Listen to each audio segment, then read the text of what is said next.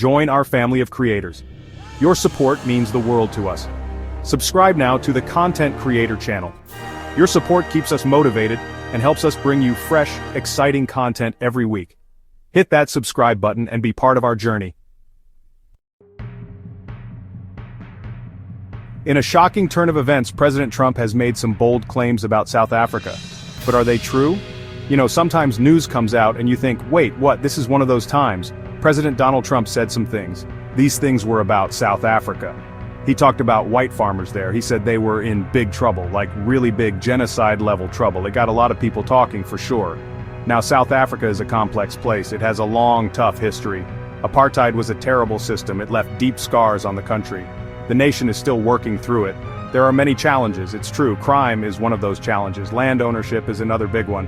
But Trump's story had a particular spin. He suggested white farmers were special targets. So let's dive in, shall we? Let's see what was said and what is real. So, picture this scene, right? It's May 2025. South African President Cyril Ramaphosa is there. He's meeting with former President Trump. You'd think they'd talk about important stuff, things like trade, aid, global issues. But Trump had his own agenda. It seems he really wanted to show some videos and some pictures he had brought along. Like a show and tell moment, but with the president. He started presenting his evidence. Evidence of what he called a genocide against white South Africans. President Ramaphosa was there to talk policy. Instead, he got a movie screening. Imagine his surprise just sitting there. The meeting was kind of hijacked. Trump focused hard on his narrative. He wanted to talk about suffering white farmers. President Ramaphosa, to his credit, stayed calm. He maintained diplomatic restraint, as they say. He listened to what Trump had to say. But was it truth, or something else entirely? Let's look closer at those home movies. So, what was in Trump's presentation? What proof did he show President Ramaphosa? Well, there were some pretty shocking images. One picture showed Red Cross workers. They were handling body bags. Lots of them. Trump said this was a mass grave of white farmers in South Africa. Sounds horrifying, doesn't it? Except there was a tiny problem with that. That picture? It wasn't from South Africa, not even close actually. It was from the Democratic Republic of Congo, the DRC, a completely different country. The image showed the aftermath of a rebel assault. The M23 rebels, to be specific. Red Cross workers were doing their difficult job. It had nothing to do with South African farmers. Then there was another video. This one showed a protest memorial. It was from KwaZulu-Natal in South Africa. There were many white crosses planted in the ground. Trump presented this as more evidence. Evidence of mass killings, he suggested, but again the story was twisted. It was a memorial, not a burial site. A symbolic protest to raise awareness. And then, Trump showed another clip. Section 4, Farm Murders and Land Getting the Real Story Straight. Now let's talk about farm murders, because this is a very serious issue. People living on farms can be vulnerable. And sadly, farmers do get attacked, and sometimes they are tragically killed. This is a reality in South Africa. It causes a lot of pain and fear. No one wants to see anyone get hurt. The safety of all citizens is important. So, the concern is understandable, truly. However, Trump's claims were very specific. He said it was a white genocide, that white farmers were being targeted and wiped out.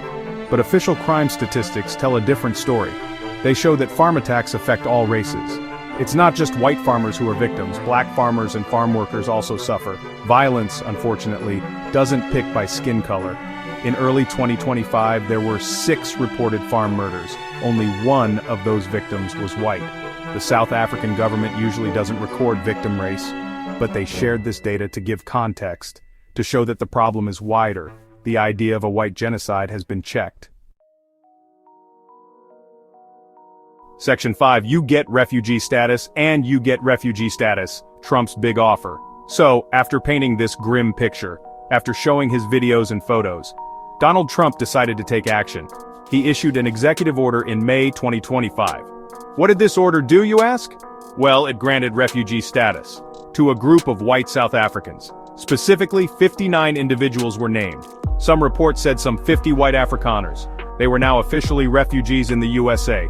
This was a big move, a bold statement. It suggested these people were truly fleeing persecution, that their lives were in imminent danger, just like refugees from war-torn countries.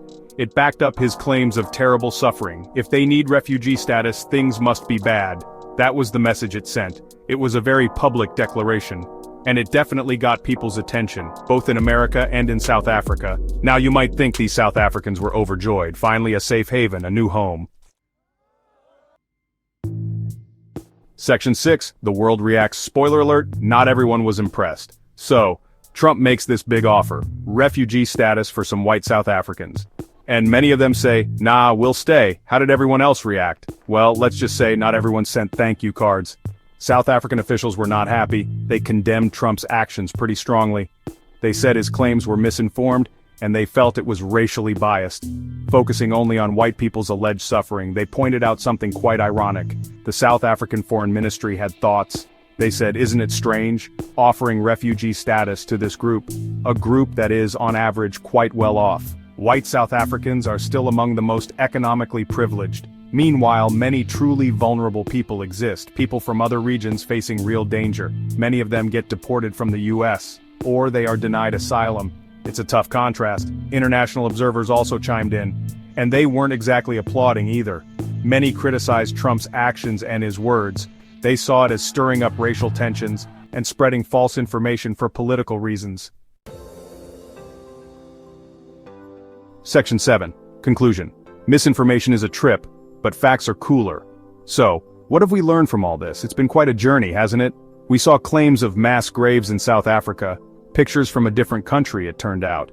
Videos of protests presented as something else. It shows how easily things can be twisted, how images can be used out of context, to tell a story that isn't quite true, or in some cases not true at all. Which is a bit of a problem, you'd agree. The claims of a white genocide in South Africa, they are serious, very serious indeed. But they have been widely discredited. That means experts have looked at them, and they found no real evidence to back them up. Official statistics show a different picture. Farm murders are tragic, yes, but they affect people of all races. It's not a targeted campaign against one group. Understanding this is super important. Misinformation can travel very fast, especially in our digital world today. A scary story can go viral quickly, even if it's not based on facts, and this can cause real harm. It can create fear and division.